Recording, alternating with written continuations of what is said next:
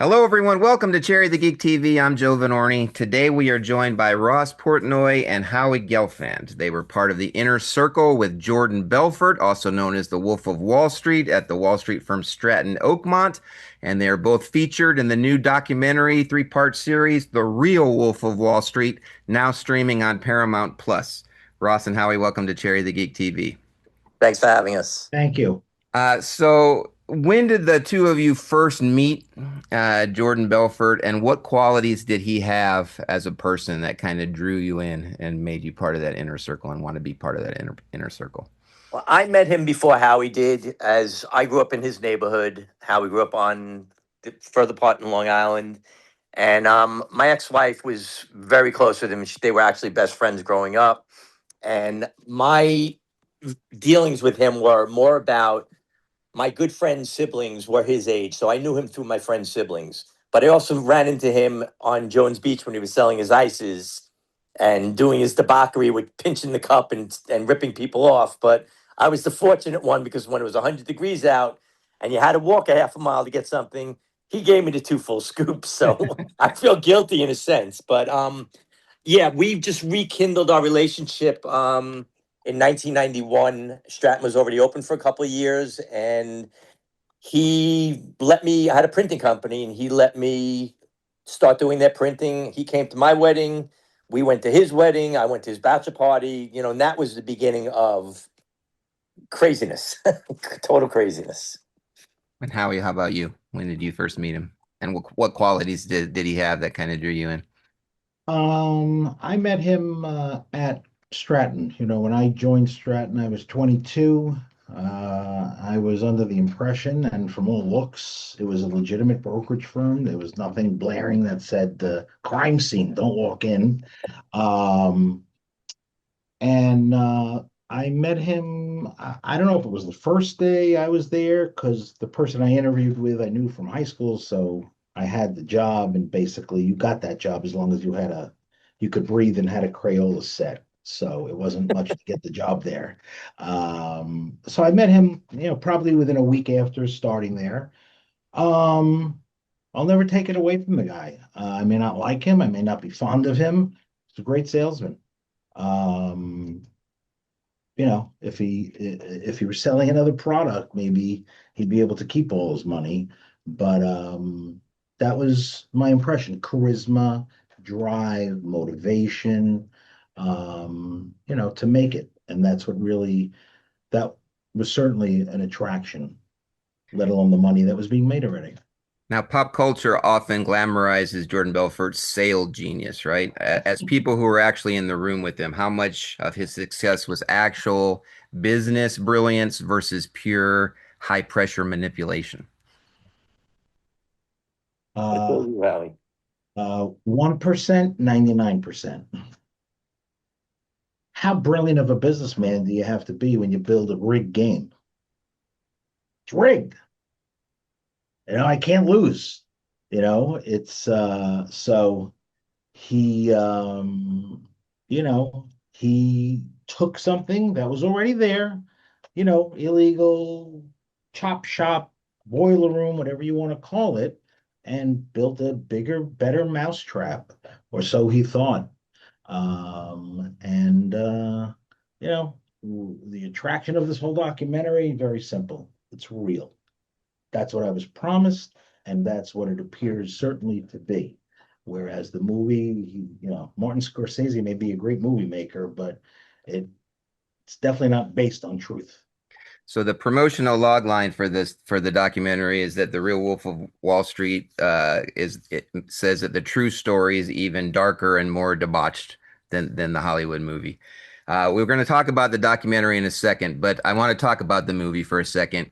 Is there something in the movie that to the normal audience watching it seems absurd, seems crazy, but when you guys were watching it, you were like, "Well, that movie actually captured this moment or that moment. That's actually pretty accurate. That's actually how it went down." Can each of you pick maybe one thing in the movie that is accurate that people would be surprised to find out? That is accurate. Oof. Yeah, I actually That's a have tough one. one. Go ahead, Howie. I'll I'm give you baffled. time to think. The craziest guy I ever met which says a lot. I met a lot of them, was Jordan's father. I loved him dearly. Nice guy. He walked in, when he would walk into Jordan's office, you could see the smoke coming out of his ears if it was about overspending. And the definition of overspending at that time in that place, you could just imagine. And as he's walking closer, Jordan is going lower and lower and lower in his chair. So basically, all you see is a desk. You don't even see his head. And he knows what's coming. And his father says, "Tell me it's a duplicate. Tell me it's a duplicate." And all of a sudden, you hear from under the desk, "No, I bought it too." There were two charges from a furrier for $80,000. And he had bought her two Russian sables for $80,000 each. I think that was in the movie, but that's the story that came to my mind that is true. Ross, how about you? Anything that comes to mind that was accurate? Oh God, I can tell you the inaccuracies. I don't know about so much the accurates. So Oh, you know, okay. We'll talk about the inaccuracies. Let's contrast it. What's something that happened in real life? Maybe each of you pick something that's in the documentary. Something that happened in real life that the movie either underplayed because it's too debauched, or they had to move around for dramatic purposes, etc. What's something that you can each pick out that's crazy? I'll That throw it out to you that I lived the actual sinking of the yacht on the way to Sardinia. We literally almost died. We were 18 hours at sea until we were rescued by the Italian Navy. During this whole thing, Jordan was looted, having a great time, dancing around. And for the most part, looking back, I figured it out. He hated his yacht because it cost money every year. So he was trying to sell it for $3.5 million. So he knew that there was so much damage to it. 'Cause we got hit by we were destroyed. We were done. He knew that somehow, some way, that boat was going to sink, and it did, and he was rewarded $7.4 million from Lloyd's in London.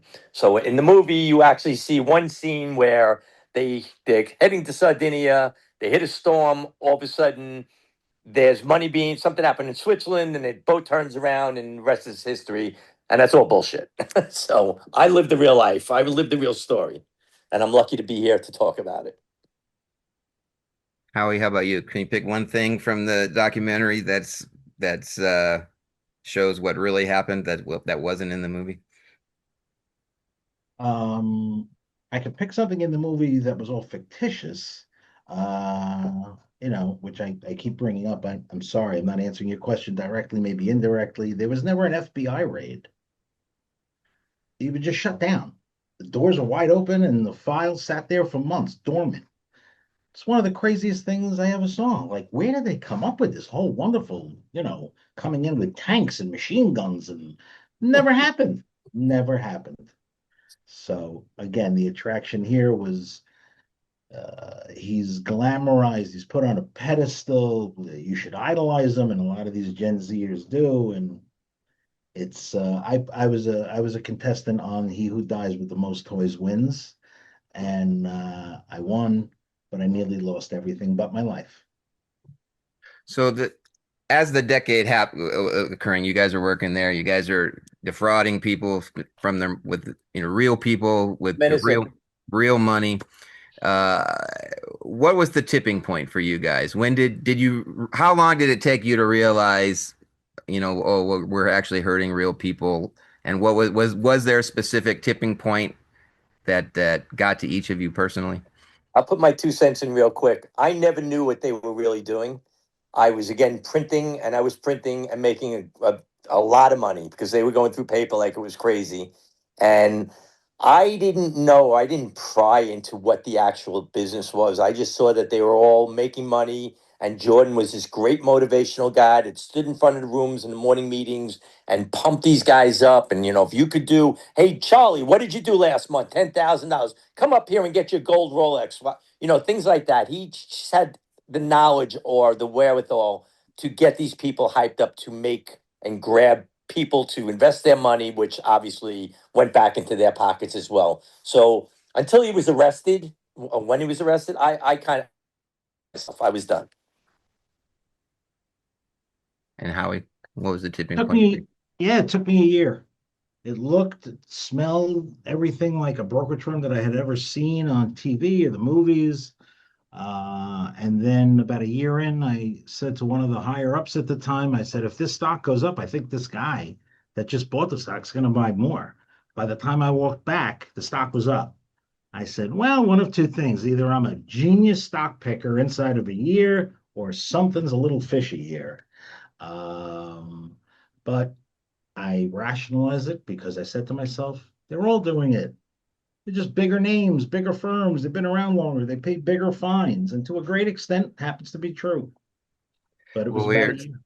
we're sadly almost out of time. Real quick though, as we wrap up, when you look at Jordan Belfort now, and you see that after the book came out and after this movie came out, he kind of reinvented himself and he became this celebrity. And as you mentioned, the Gen Z kind of idolizes him.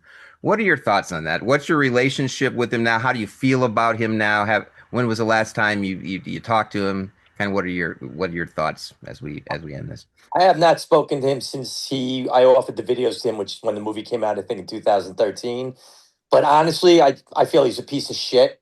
He's glorified himself and has all these followers. He's got 2.7 million followers because of who he's made himself out to be. He's probably the ultimate salesman, is what I would say. He's the ultimate salesman. That's it. Howie? I never liked him then. I never liked him in the decade after, or the current decade that we're in. I believe Ross said he's a master manipulator. I would say he is a black belt con artist, and he has just never seen any sign of any remorse, any guilt, nothing. I think if he was put up to a lie detector test, the only remorse he'd have is that he didn't steal enough. Well, you can see the story, three-part Real Wolf of Wall Street, now streaming on Paramount Plus. Howie, Ross, thank you so much for chatting with us today on Cherry the Geek TV. Thank you for having us. Pleasure.